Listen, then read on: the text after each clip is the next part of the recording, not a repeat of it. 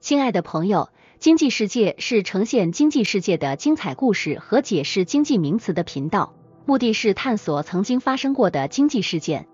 解读经济现象背后的原因和影响。我们将视频分为10段，前9段为各个国家曾经使用过的政策片段观察，第10段剖析今日所抛出的经济名词的成因，以及这个经济议题曾经给世界带来的影响，探讨普通人遇到此类经济环境该如何面对。封面图的内容会在第10段展示，你可以在进度条上看到段落标签。感谢你们一直以来的支持和鼓励。如果你喜欢我们的频道，请点赞支持，谢谢观看。Observation 1. 在某些独裁国家，数字经济的发展并非完全是为了提升民众的生活便利，而更多的被用作增强对民众的监控和控制。例如，在北朝鲜，虽然互联网普及率极低，但政府通过控制极少数的数字通讯工具来监控人民，并限制信息的自由流通。在这样的环境下，数字技术成为了政府手中的一个强有力的政治工具，普通民众几乎无法接触到外界信息。国内的数字经济发展完全处于国家的严密监管之下，在数字经济成为控制工具的国家，普通人如何能够保护自己的信息安全和思想自由？ Observation 2. 在一些发展中国家，比如印度，数字经济的快速发展同样带来了一系列社会问题。印度政府推动数字化支付，以减少腐败和提高金融透明度，但这一政策实施过程中却暴露了城乡之间、贫富之间的数字鸿沟。许多农村地区的居民由于缺乏必要的技术设备和网络基础设施，无法享受到数字经济带来的便利。这种情况加剧了社会的不平等。在数字经济快速发展的同时，如何确保所有群体都能公平地享受到科技进步的成果？ Observation 3. 与此同时，在自由市场经济体系中，如美国，数字经济的发展带来了创新和竞争，但也引发了有关数据隐私和市场垄断的担忧。技术巨头如谷歌、亚马逊和 Facebook 等在提供便利的同时，也积累了大量用户数据，引起了反垄断和隐私保护的争议。尽管这些公司提供了大量便利的数字服务，但他们的市场主导地位是否会威胁到市场竞争和个人隐私？在数字经济领域，普通人应该如何平衡使用便利与保护个人信息的需求？ Observation 4. 中国的数字经济发展迅猛，电子支付和电子商务普及率居世界前列。然而，这种快速发展同样带来了用户隐私保护的严重问题。例如，有报道显示，一些应用程序通过过度收集用户数据，甚至未经用户同意使用数据进行广告定向和行为分析。尽管政府开始加强数据保护法规，如实施个人信息保护法，但实施过程中的监管和执行仍存在挑战。在这样一个数据驱动的经济环境中，普通人应如何保护自己的隐私，同时利用数字经济的便利？ Observation 5. 在俄罗斯，数字经济不仅仅是经济增长的动力，更成为了政府监控公民和压制意见的一种手段。政府利用网络控制工具，如互联网审查和监视软件，来限制和监控反对派的活动。例如，在大规模抗议活动期间，政府被指用技术手段干扰通讯和跟踪抗议者的位置。在这种环境下，数字技术的双刃剑性质尤为明显。那么，在数字经济成为政府控制工具的背景下，普通人应该如何寻找到属于自己的机会和空间？ Observation 6. 作为拉丁美洲的一个重要发展中经济体，巴西的数字经济也在快速增长，特别是在金融科技和电子商务领域。然而，这种增长并未普及到所有社会阶层。在贫困地区，缺乏基础设施如稳定的互联网连接和电子支付系统，使得这部分人群无法充分参与到数字经济中。这进一步加剧了城乡间以及不同社会经济阶层间的差距。在面对这样的经济环境时，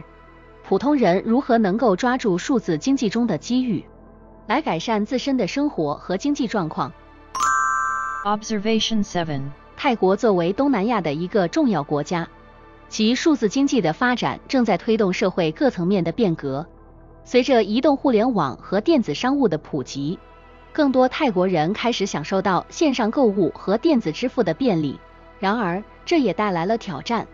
特别是在数据保护和网络安全方面。泰国政府正在努力制定相关法律以保护消费者的权益，但执行力度和公众的意识仍然是一个问题。在这种快速变化的环境中，普通人如何确保自己的数据安全不被侵犯，同时享受数字经济带来的便利？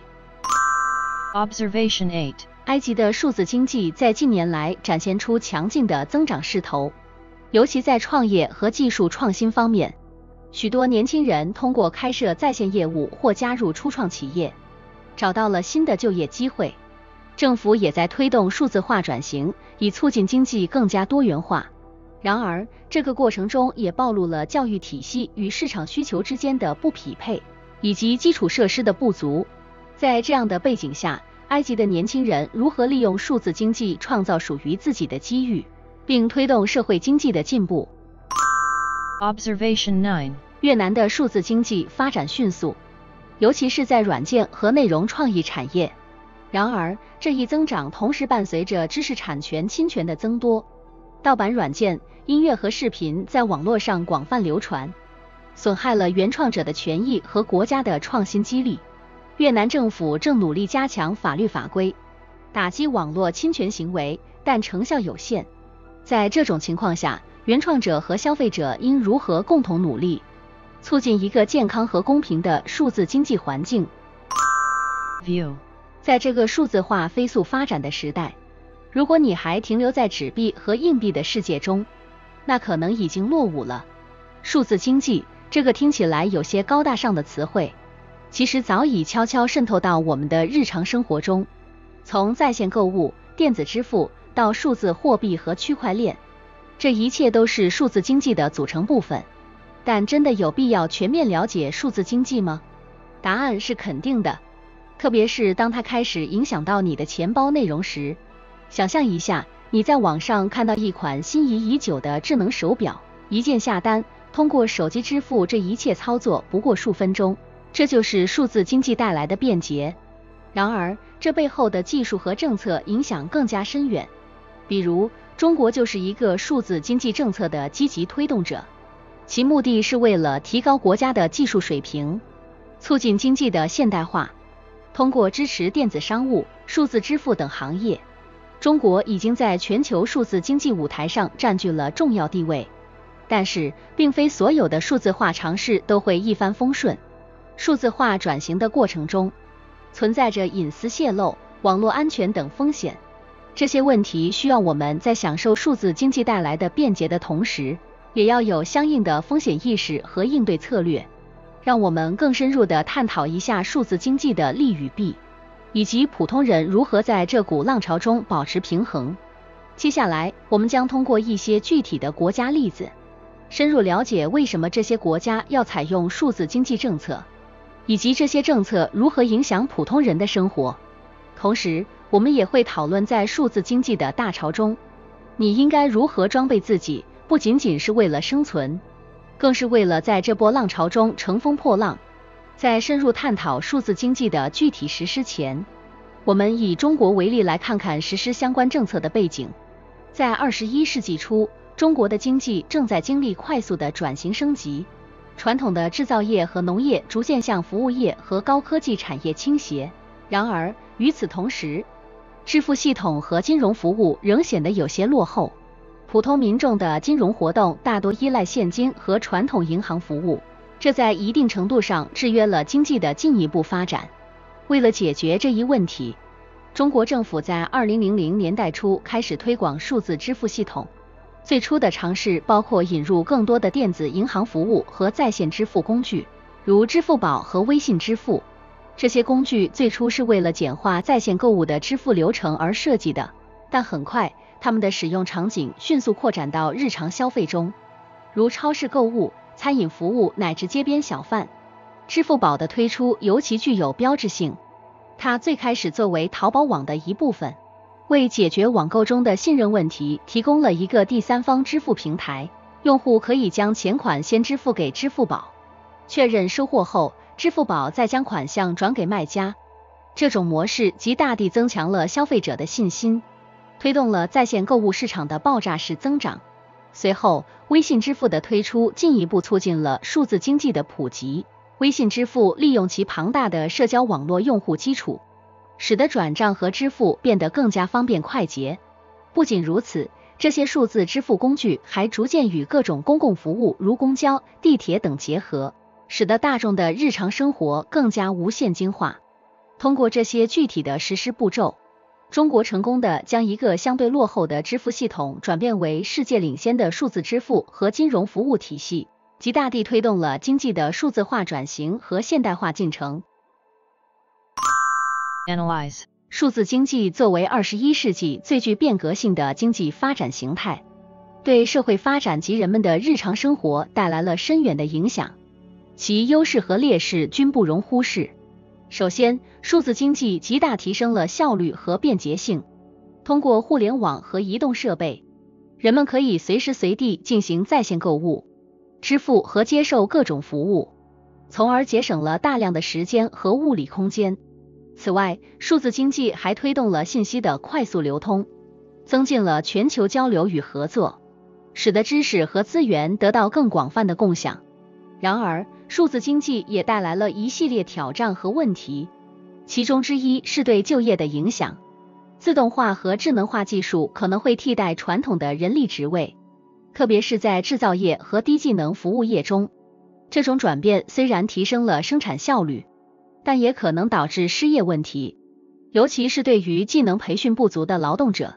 此外，数据安全和隐私保护是数字经济中不可避免的问题。随着越来越多的个人和商业活动在线上进行，大量敏感信息可能面临泄露的风险。